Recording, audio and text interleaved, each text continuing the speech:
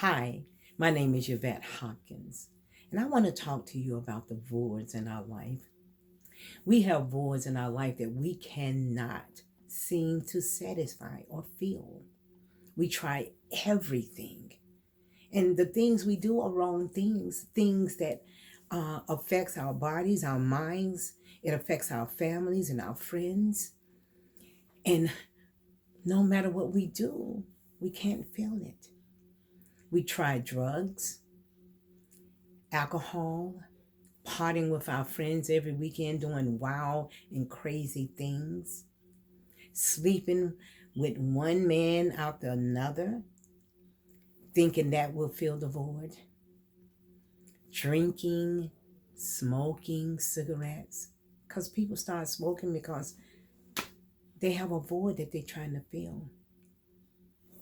But at the end of the day, when you're home by yourself, you're sad because that void is still there.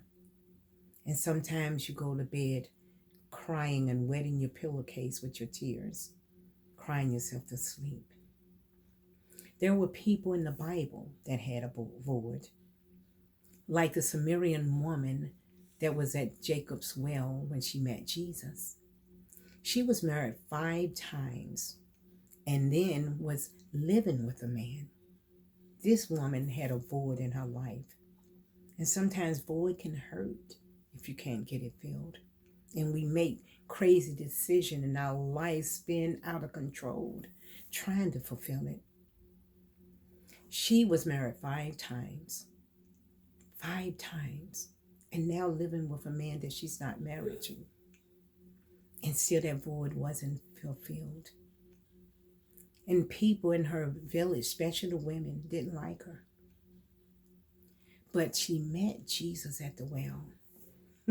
She had an encounter with him, and that void was fulfilled. And she was filled with joy and happiness till she ran back to her city, her village, or whatever it was. And she told him about the man that told her about her life, that gave her joy. And I know they saw on her face a glow, a difference in her life, to where they wanted to meet Jesus themselves. And then there's the woman that was brought to Jesus by the scribes and the Pharisees, caught in adultery.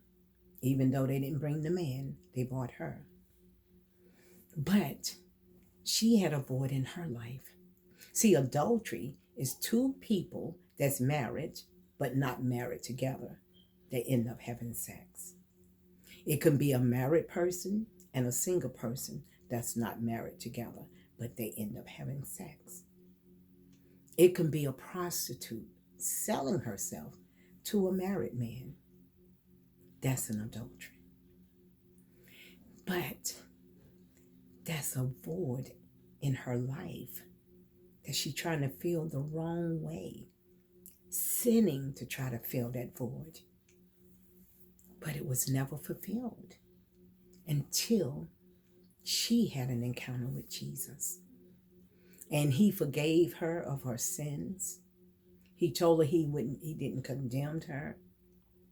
And when she had that encounter, from that day forth, her void was filled.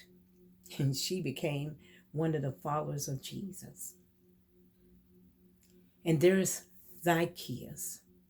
Zacchaeus was a chief tax collector that stole from the poor, stole from everybody to try to get wealth because he thought wealth would bring him happiness and fill the void. But it didn't. And he had an encounter with Jesus. And when he had an encounter with Jesus, his life would totally change. He told Jesus that he would give half of his wealth to the poor. And all the ones that he stole from, he'd give them 4 times what he stole. And I'm sure when he finished, he didn't have anything left. But guess what? He didn't care because that void was filled with Jesus and the love of God. I challenge you to give God a chance and let him fill the void in your life. And you will see the difference in your life, in your happiness.